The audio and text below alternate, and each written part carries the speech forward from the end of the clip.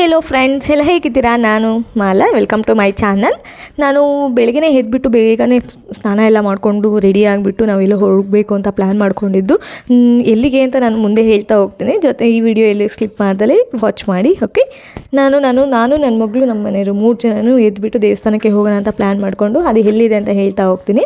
ಏಕೆಂದರೆ ನಾನು ಒಂದು ಅರ್ಕೆ ಇತ್ತು, ಅದನ್ನು ಪೂರ್ತಿ ಮಾಡಬೇಕಿತ್ತು. ಸೊ ಹಾಗಾಗಿ ದೇವಸ್ಥಾನಕ್ಕೆ ಹೋಗೋಣ ಅಂದ್ಬಿಟ್ಟು ಪ್ಲ್ಯಾನ್ ಮಾಡಿಕೊಂಡು, ಜೊತೆಗೆ ನಾವು ಬೆಂಗಳೂರಿಂದ ಟ್ರೈನಲ್ಲೇ ಟ್ರಾವೆಲ್ ಮಾಡಬೇಕಾದ್ರೆ ನಮಗೆ ಆ್ಯಕ್ಚುಲಿ ನಾವು ಕಡೂರಿಗೆ ಹೋಗಬೇಕಿತ್ತು. ಬಟ್ ಕಡೂರಿಗೆ ಟ್ರೈನು ಅಲ್ಲಿ ಎಲ್ಲೂ ನಿಲ್ಲಿಸಲ್ಲ ಅಂತ ಹೇಳಿದ್ರು. ಸೊ ಹಾಗಾಗಿ ನಾವು ಬೀರೂರಿಗೆ ಟಿಕೆಟ್ ತೊಗೊಂಡು, ಅಂದರೆ ಬುಕ್ಕಿಂಗ್ ಆಗಿತ್ತು, ಬೀರೂರಿಗೆ ಬುಕ್ಕಿಂಗ್ ಮಾಡಿಕೊಂಡು ನಾವು ಬೀರೂರಲ್ಲಿ ಎಂಟ್ರಿ ಆಗ್ತಾಯಿದ್ದೀವಿ. ಎಂಟ್ರಿ ಆಗಬೇಕಾದ್ರೆ ತುಂಬ ಚೆನ್ನಾಗಿತ್ತು ಬೀರೂರು. ನಾನು ಫಸ್ಟ್ ಟೈಮ್ ಆ್ಯಕ್ಚುಲಿ ಬೀರೂರಿನ ರೈಲ್ವೆ ಸ್ಟೇಷನ್ಸ್ ಎಲ್ಲ ನೋಡ್ತಾ ಇದ್ದು. ಚೆನ್ನಾಗಿತ್ತು ಮಾತ್ರ, ನೀಟಾಗಿ ಇಲ್ಲ, ಕಂಫರ್ಟಬಲ್ ಆಗಿತ್ತು ನನಗೆ ಬರಬೇಕಾದ್ರೆ. ನನ್ನ ಮಗಳಂತೂ 6 ಗಂಟೆಗೆ ಎದ್ದಿದ್ಲು. ಅವಾಗಿಂದನೂ ಮಲ್ಕೊಂಡೇ ಇರಲಿಲ್ಲ ಅವಳು. ನೋಡ್ತಾ ಇದ್ದೀರಲ್ಲ ಎಷ್ಟು ತೀಟೆ ಮಾಡ್ತಾಯಿದ್ದಾಳೆ ಅಂತ. ತುಂಬ ತೀಟೆ ಅಂದರೆ ತೀಟೆ ಮಲ್ಲಿ. ನಾನು ನಮ್ಮ ಯಜಮಾನ್ರು ಹೋಗ್ತಾ ಇರ್ಬೇಕು, ಅವ್ರು ಲಗೇಜ್ ಇಟ್ಕೊಂಡಿದ್ದೆ ಅಂತ ಅವ್ರ ಪಾಪು ಇಟ್ಕೊಂಡು ಮುಂದೆ ಹೋಗ್ತಾಯಿದ್ರು. ಇಳಿಬೇಕಾರಂತೂ ತುಂಬ ಮಾತಾಡಿಕೊಂಡು ಕತೆ ಆಡ್ಕೊಂಡು ಹೋಗ್ತಾ ಇದ್ದೀವಿ. ಇದು ಬೀರೂರ್ದು railway station.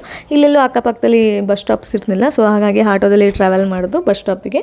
Birur bus ಸ್ಟಾಪಿಗೆ entry ಆದು. ಬಟ್ ಅಲ್ಲೂ ಬಸ್ಸಸ್ ಯಾವುದೂ ಇರ್ತಿಲ್ಲ ನಮಗೆ. ಹಾಗಾಗಿ ಪ್ರೈವೇಟ್ ಬಸ್ಸಲ್ಲಿ ಎಂಟ್ರಿ ಕಡೂರಿಗೆ ಬಂದು, ಕಡೂರಲ್ಲಿ ಎಲ್ಲ ಪರ್ಚೇಸ್ ಮಾಡಿಕೊಂಡು ಹೂವು, ಹಣ್ಣು ಎಲ್ಲ, ಕಾಯಿ ಎಲ್ಲ ತೊಗೊಂಡು, ಏಕೆಂದರೆ ನಾವು ದೇವಸ್ಥಾನದ ಅಕ್ಕಪಕ್ಕ ಎಲ್ಲೂ ಏನೂ ಸಿಗೋದಿಲ್ಲ.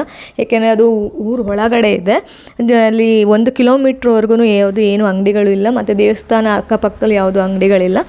ಸೊ ಹಾಗಾಗಿ ನಾವಿಲ್ಲೇ ಕಡೂರಲ್ಲಿ ಎಲ್ಲ ಪರ್ಚೇಸ್ ಮಾಡಿಕೊಂಡು ಬಸ್ ಹತ್ಕೊಂಡು ಬಂದು, ಬಟ್ ಅಲ್ಲಿಂದ ಇನ್ನೊಂದು ದೇವಸ್ಥಾನಕ್ಕೆ ಹೋಗಬೇಕಲ್ವ, ಅಂದರೆ ಕಂಡದಳ್ಳಿಗೆ. ಅಲ್ಲಿ ಬಂದು ಯಾವುದೇ ರೀತಿ ಆಟೋ ಆಗಲಿ ಬಸ್ಸಸ್ ಆಗಲಿ ಏನೂ ಹೋಗಲ್ಲ. ಓನು ವೆಹಿಕಲ್ ಇತ್ತು ಅಂತಂದರೆ ಹೋಗ್ಬೋದು ಎಲ್ಲರೂ. ಹಾಗೆ ನಮಗೆ ಓನ್ ವೆಹಿಕಲ್ ನಾವು ತೊಗೊಂಡೋಗಿರ್ನಿಲ್ವಲ್ಲ. ಸೊ ಹಾಗಾಗಿ 1 ಕಿಲೋಮೀಟ್ರ್, ಬರೋಬ್ಬರಿ 1 ಕಿಲೋಮೀಟ್ರ್ ನಾವು ಹಿಡ್ಕೊಂಡೇ ಹೋಗ್ತಾಯಿದ್ದು, ಲಗೇಜ್ ಹಾಕ್ಕೊಂಡು ಮಗು ಹಿಡ್ಕೊಂಡು. ತುಂಬ ಚೆನ್ನಾಗಿತ್ತು, ಏನೋ ಒಂಥರ ಮೂಮೆಂಟು. ನನಗೆ ತುಂಬ ಇಷ್ಟ ಆಯಿತು ಅದು. ಆ್ಯಕ್ಚುಲಿ ನಾನು ನಮ್ಮ ಯಜಮಾನ್ರೆಲ್ಲ ಸುತ್ತಾಡಿಕೊಂಡು ಅಕ್ಕಪಕ್ಕ ಎಲ್ಲ ನೋಡ್ಕೊಂಡು ಬರ್ತಾಯಿದ್ದು. ಬರಬೇಕಾದ್ರೆ ಏನೋ ಒಂದು ಹೊಳೆನೂ ಸಿಕ್ತು. ಜೊತೆಗೆ ಇದು ದೇವಸ್ಥಾನಕ್ಕೆ ಎಂಟ್ರಿ ಆಗ್ತಾಯಿದ್ದೀವಿ ನೋಡಿ. ಇದು ಶ್ರೀ ಸೋಮೇಶ್ವರ ಕಂಡದಹಳ್ಳಿ ಅಂತ. ಇದ್ರದ್ದು ವಿಶೇಷತೆ ತುಂಬ ಇದೆ, ನಾನು ಹೇಳ್ತಾ ಹೋಗ್ತೀನಿ. ಯಾರು ಎಲ್ಲೂ ಸ್ಲಿಪ್ ಮಾಡ್ದಲೇ ಈ ವಿಡಿಯೋ ನೋಡಿ. ಇದು ಈ ಊರಿನ ಗೌಡರು, ಅಂದರೆ ಈ ದೇವಸ್ಥಾನ ಕಟ್ಟಿಸಿದ್ರಲ್ಲ ಆಗ ಸ್ವಾಮಿ ಗೌಡರ್ದೇನು ಸಮಾಧಿ ಇದೆ. ಅದಕ್ಕೆ ದಿನನಿತ್ಯ ಪೂಜೆನೂ ಆಗುತ್ತೆ. ಏಕೆಂದರೆ ಅವರು ಒಂಥರ ದೇವರಿದ್ದ ಹಾಗೆ ಅಂತ ಪೂಜೆನೂ ಮಾಡ್ತಾ ಇದ್ದೀವಿ ನಾವು. ಇದು ಬಂದು ಕಂಡದಹಳ್ಳಿ ದೇವಸ್ಥಾನ, ತುಂಬ ದೊಡ್ಡ ದೇವಸ್ಥಾನ ಇದೆ. ಜೊತೆಗೆ ಇಲ್ಲಿ ಉಳ್ಕೊಳಕ್ಕೆ ತುಂಬ ವ್ಯವಸ್ಥೆಗಳು ಇದ್ದಾವೆ. ಮತ್ತು ಮದುವೆ ಮಾಡ್ತೀವಿ, ಇಲ್ಲ ಫಂಕ್ಷನ್ಸ್ ಮಾಡ್ತೀವಿ, ಏನಾದ್ರು ಒಂದು ಪಾರ್ಟಿ ಮಾಡ್ತೀವಿ ಅಂತಂದ್ರೂ, ಅಂದರೆ ಏನು ಮನೇಲಿ ಏನಾರು ಫಂಕ್ಷನ್ಸ್ ಮಾಡ್ತೀವಿ ಅಂತಂದರೆ ಎಲ್ಲ ಅನುಕೂಲತೆ ಇದೆ. ಅಂದರೆ ಮದುವೆಗೆ ಚೌಟ್ರಿಗಳೆಲ್ಲ ಇದ್ದಾವೆ, ಮತ್ತು ನೀರಿನ ವ್ಯವಸ್ಥೆ ತುಂಬ ಇದೆ, ಊಟದ ವ್ಯವಸ್ಥೆನೂ ಇದೆ. ಭಕ್ತಾದಿಗಳು ಯಾರೇ ಬಂದ್ರೂ ಅವರಿಗೆ ಊಟ ಇಲ್ದಲೆ ಯಾರೂ ವಾಪಸ್ ಹೋಗೇ ಇಲ್ಲ. ಹಾಗಾಗಿ ತುಂಬಾ ದೊಡ್ಡ ದೇವಸ್ಥಾನ ಇದು. ನೋಡ್ತಾ ಇದ್ದೀರಲ್ಲ ಯಾವ ಥರ ಇದೆ ಅಂತ. ಇದು ಬಂದು ನಾನು ಎಂಟ್ರಿ ಆಗ್ತಾ ಇರೋದು, ದೇವಸ್ಥಾನದೊಳಗೆ ಎಂಟ್ರಿ ಆಗ್ತಾಯಿದ್ದೀನಿ. ಗರ್ಭಗುಡಿ ಒಳಗೆ ಎಂಟ್ರಿ ಆಗಬೇಕು ಅಂತಂದರೆ ಫಸ್ಟು ಹೆಬ್ಬಾಗಿಲು ದಾಟ್ಕೊಂಡೇ ಬರಬೇಕು. ಹೆಬ್ಬಾಗಿಲೆಲ್ಲ ಆದಮೇಲೆ ಗೋಪುರ ಇತ್ತು, ತುಂಬ ಚೆನ್ನಾಗಿ ಇವಾಗ ಪೇಂಟಿಂಗ್ ಎಲ್ಲ ಮಾಡ್ತಾ ಇದ್ದಾರೆ. ಏಕೆಂದರೆ ಮುಂದೆ ಬಸವನ ಜಯಂತಿ ಬರ್ತಾ ಇದೆ ಅಲ್ವಾ. ಸೊ ಹಾಗಾಗಿ ತುಂಬ ಗ್ರ್ಯಾಂಡಾಗಿ ಮಾಡ್ತೀವಿ ನಾವು ಬಸವನ ಜಯಂತಿನ.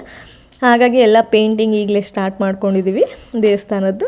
ಜೊತೆಗೆ ಇಲ್ಲಿ ಅಷ್ಟಕುಂಕುಮ ಮತ್ತು ವಿಭೂತಿ ಎಲ್ಲ ಇತ್ತು. ನಾನು, ನನ್ನ ಮಗಳು, ನಮ್ಮ ಯಜಮಾನ್ರು 3 ಜನನೂ ಹಚ್ಕೊಂಡು ನನ್ನ ಮಗಳೂ ನಾನು ಯಾವ ಥರ ಮಾಡ್ತೀನೋ ಅದೇ ಥರನೇ ಕಾಪಿ ಮಾಡ್ತಾಯಿದ್ದಾಳೆ ನೋಡಿ. ನಾನು ಹಚ್ಕೊತೀನಿ, ನಾನು ಹಚ್ತೀನಿ ಬಿಡು ಅಂತಂದ್ರೂ ಅವಳು ಬಿಡನೇ ಇಲ್ಲ. ಅವಳಂತೂ ತುಂಬ ತೀಟೆ, ನಿಮಗೆ ಗೊತ್ತಲ್ವ ಯಾವ ಥರ ಇದ್ದಾಳೆ ಅಂತ. ಜೊತೆಗೆ ಏನು ಗೌಡ್ರು ಬರೋದು ಸ್ವಲ್ಪ ಲೇಟ್ ಆಯಿತು. ನಾನು ಸ್ವಲ್ಪ ವೀಡಿಯೋ ಮಾಡೋಣ ಅಂತ ಅಂದ್ಬಿಟ್ಟು ಎಲ್ಲ ವೀಡಿಯೋ ಮಾಡ್ಕೊತಾ ಇದ್ದೆ. ಇಲ್ಲಿ ಏನು ವಿಶೇಷತೆ ಅಂತಂದರೆ, ದೇವಸ್ಥಾನದಲ್ಲಿ ಯಾರೇ ಏನು ಬೆಳಗಿನ ಜಾವ ಬಂದು ಉಳ್ಕೊತೀವಿ ಅಂತಂದ್ರೂ ಅವರಿಗೆ ಉಳಿಯಲು ಕೋಣೆಗಳಿದೆ, ರೂಮ್ಗಳಿದೆ. ಜೊತೆಗೆ ಸ್ನಾನದ ಮನೆ ಇದೆ, ಶೌಚಾಲಯ ಇದೆ.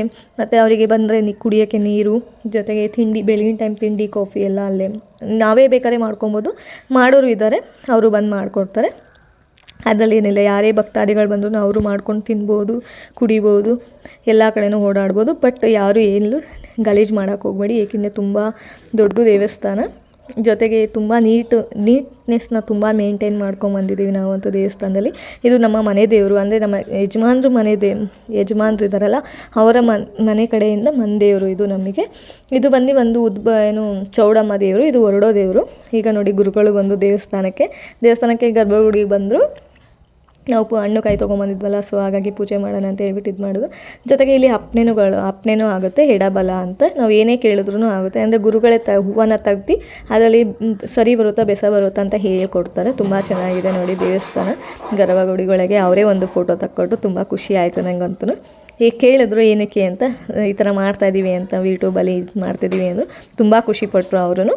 ನೋಡಿ ಎಷ್ಟು ಚೆನ್ನಾಗಿದೆ ಅಲ್ಲ ದೇವಸ್ಥಾನ. ನನಗಂತೂ ತುಂಬಾ ಇಷ್ಟ. ಈ ದೇವಸ್ಥಾನದಲ್ಲಿ ಉಳ್ಕೊಳೋದಂದ್ರೆ ತುಂಬ ಇಷ್ಟ, ಏಕೆಂದರೆ ಅಷ್ಟು ಅನುಕೂಲತೆ ಇದೆ. ನನಗಂತೂ ಸಖತ್ ಇಷ್ಟ ಆಗುತ್ತೆ ದೇವಸ್ಥಾನದಲ್ಲಿ ಉಳ್ಕೊಳೋಕ್ಕೆ.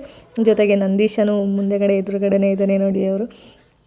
ಇದರಲ್ಲಿ ಇನ್ನೊಂದು ವಿಶೇಷತೆ ಏನು ಅಂದರೆ ಉದ್ಭವ ಗಣಪತಿ ಅಂತ ಉದ್ಭವ ಬಸವೇಶ್ವರ ಅಂತ ಒಂದು ಇದೆ. ಅಂದರೆ ಇದನ್ನು ಬೀದಿ ಬಸಪ್ಪ ಅಂತ ಕರಿತೀವಿ. ಈ ಬೀದಿ ಬಸಪ್ಪದ ವಿಶೇಷತೆ ಏನು ಅಂತಂದರೆ ಇದು ಬಂದು 12 ವರ್ಷಕ್ಕೇ ಜಾತ್ರೆ ಆಗೋದು ಈ ಕಂಡದ್ದಾಳ ಹಳ್ಳೀಲಿ.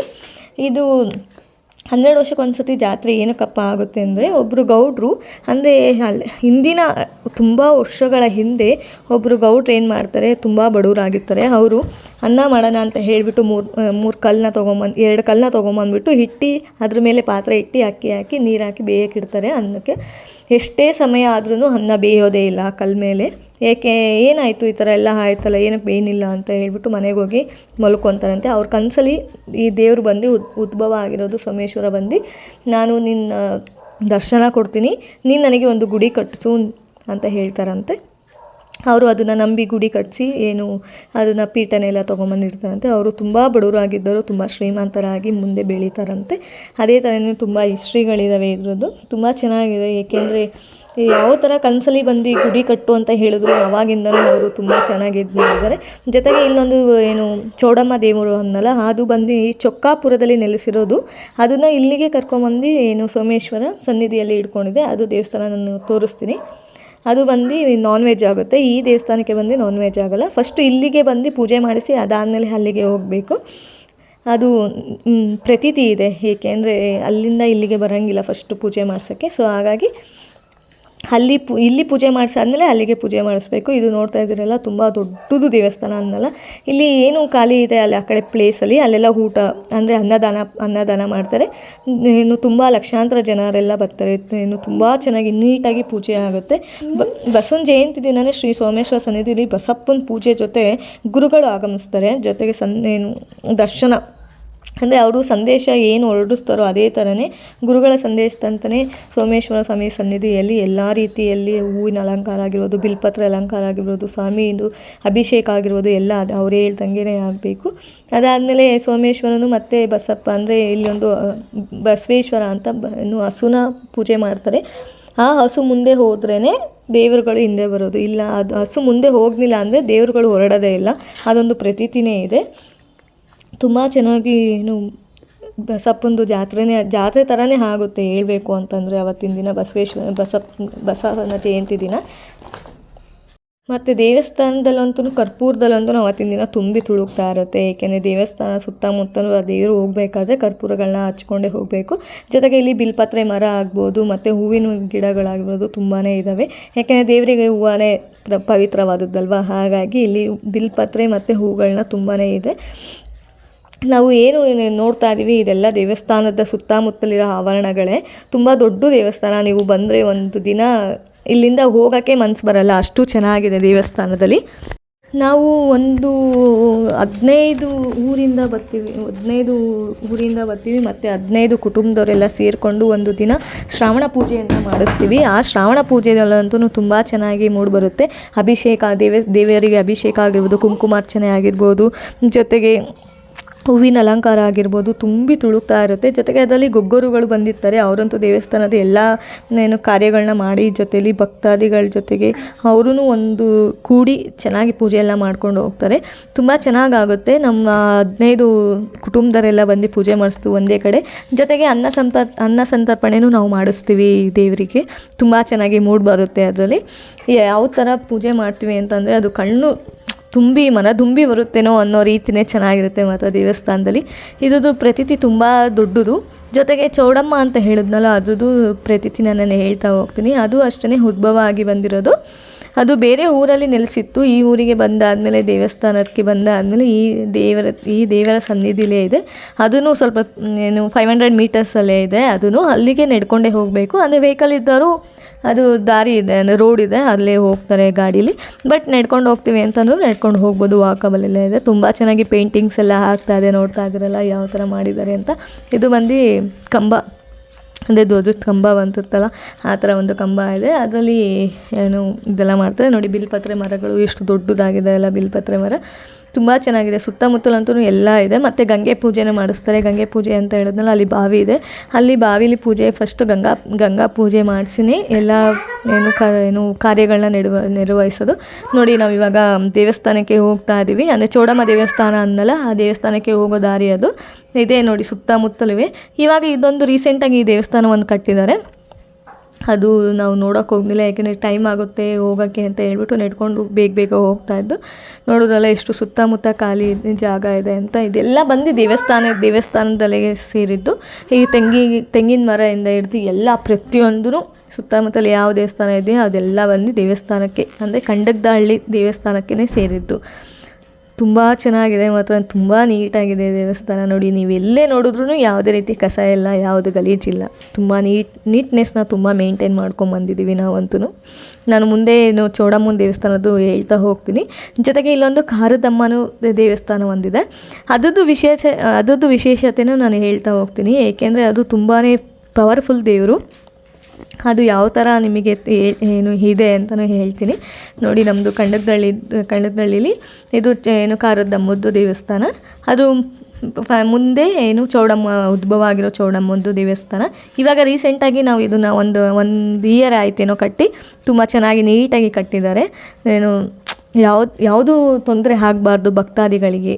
ಎಲ್ಲರೂ ಏನು ಜಾತ್ರೆ ಅಂತ ಬಂತು ಅಂತಂದರೆ 12 ವರ್ಷಕ್ಕೆ ಅಲ್ವಾ ನಡೆಯೋದು. ಯಾವುದೇ ರೀತಿ ಭಕ್ತಾದಿಗಳಿಗೆ ಎಲ್ಲೂ ತೊಂದರೆ ಆಗಬಾರ್ದು ಅಂತ ತುಂಬ ನೀಟಾಗಿ ಕಾಂಪೌಂಡ್ ಎಲ್ಲ ಹಾಕಿಬಿಟ್ಟೆ ಕಟ್ಟಿದ್ದಾರೆ. ತುಂಬ ನೀಟಾಗಿ ಏನು ದೇವಸ್ಥಾನ ಇದೆ. ಇದಕ್ಕೆ ಬಂದು ನಾನ್ ವೆಜ್ ಆಗುತ್ತೆ. ಇಲ್ಲೂ ಅಷ್ಟೇ ಕೈಕಾಲು ತೊಳೆಯೋಕ್ಕಾಗಲಿ, ಏನು ಅಡುಗೆ ಮಾಡೋಕ್ಕಾಗಲಿ ಎಲ್ಲ ರೀತಿಯಾದ ನೀರಿನ ವ್ಯವಸ್ಥೆ ಇದೆ.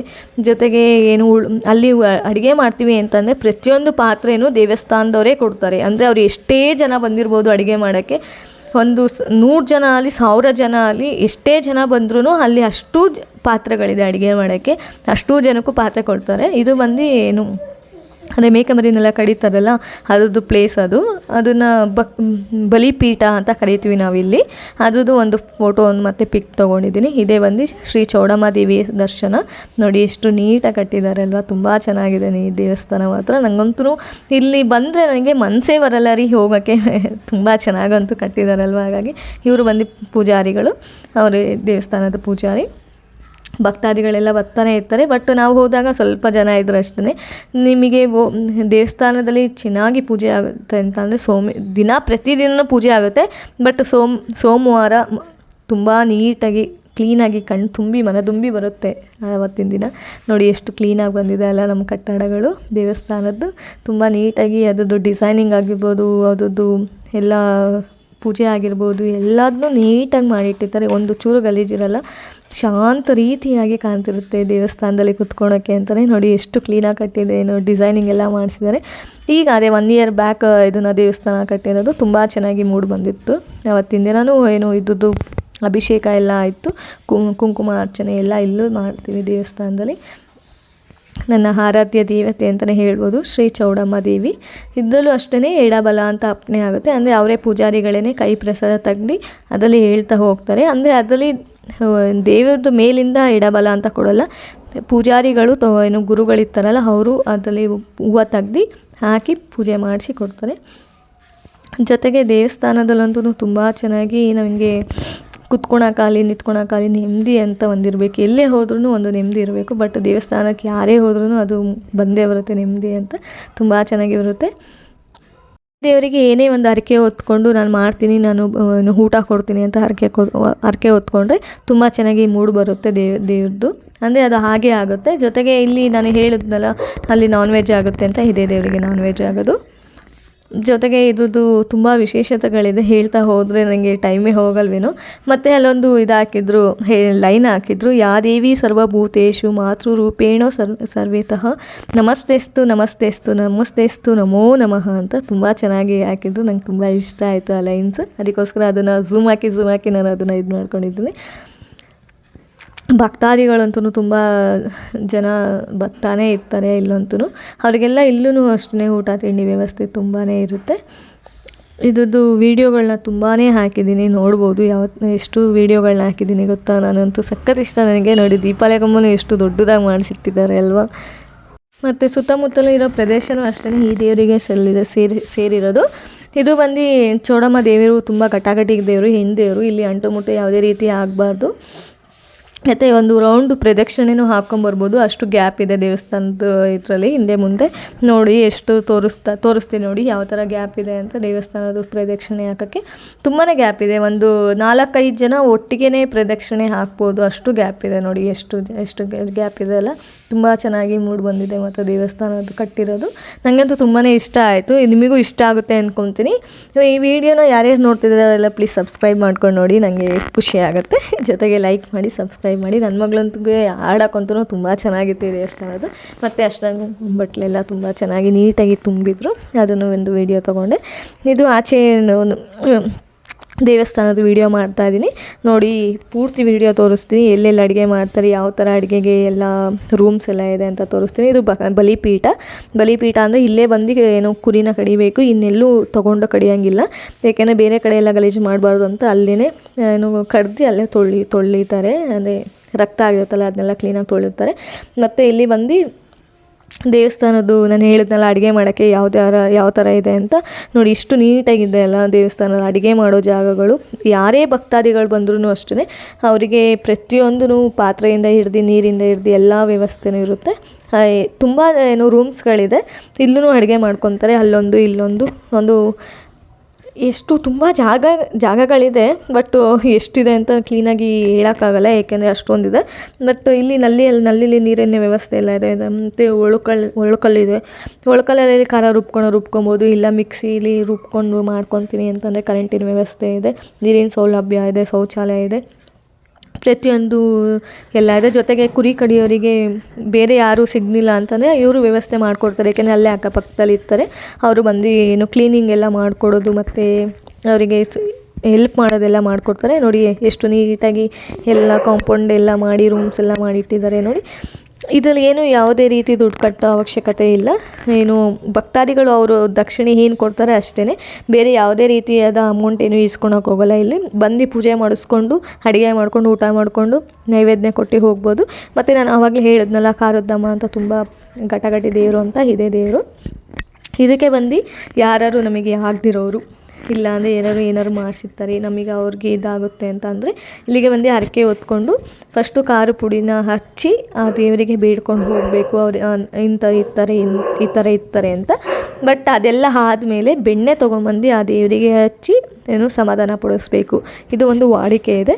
ಬಟ್ ಇದು ಬಂದು ಏನು ಮಾಡ್ತಿದ್ದಾರೆ, ಬಟ್ ಯಾರು ಎಲ್ಲೂ ಮಾಡೋಕ್ಕೆ ಹೋಗಬೇಡಿ. ಏಕೆಂದರೆ ನಂಬಿದವರು ನಂಬ್ತಾನೆ ಇರಬೇಕು. ಬಟ್ ಯಾರು ಕೆಟ್ಟದ್ದು ಮಾಡಿದ್ದಾರೆ ಅಂದರೆ ಅವ್ರಿಗೆ ರಿವರ್ಸ್ ಕೆಟ್ಟದ್ದು ಮಾಡೋಕ್ಕೆ ಹೋಗಬೇಡಿ ದಯವಿಟ್ಟು. ಬಟ್ ಈ ದೇವ್ರದ್ದು ವಿಶೇಷತೆ ಅದು, ಅದಕ್ಕೋಸ್ಕರ ಹೇಳಿದ್ದೀನಿ ಅಷ್ಟೇ. ಎಲ್ಲೂ ಬೇಜಾರು ಮಾಡ್ಕೊಳಕ್ಕೆ ಹೋಗಬೇಡಿ. ಮತ್ತು ದೇವಸ್ಥಾನದ್ದು ಪ್ರತಿಯೊಂದೂ ವಸ್ತುಗಳಿದೆ. ಆ ವಸ್ತುಗಳಂದರೆ ದೇವ್ರನ್ನ ಯಾವುದರಲ್ಲಿ ಕರ್ಕೊಂಡು ಹೋಗ್ತಾರೆ, ಅಡ್ಡೆ ಆಗಿರ್ಬೋದು, ಅದ್ರಲ್ಲಿ ಕೂತ್ಕೊಂಡಿರ್ಬೋದು, ಅದನ್ನ ತೋರಿಸ್ತಾ ಇದ್ದೀನಿ. ಜೊತೆಗೆ ಇದು ಬಂದು ಬಸವಣ್ಣ, ಈ ದೇವರನ್ನೇ ಪೂಜೆಗೆ ಮಾಡೋದು. ಈ ವಿಡಿಯೋ ನಿಮಗೆ ತುಂಬ ಇಷ್ಟ ಆಯಿತು ಅಂದ್ಕೊತೀನಿ. ಪ್ಲೀಸ್ ಸಬ್ಸ್ಕ್ರೈಬ್ ಮಾಡಿ, ಲೈಕ್ ಮಾಡಿ. Thank you.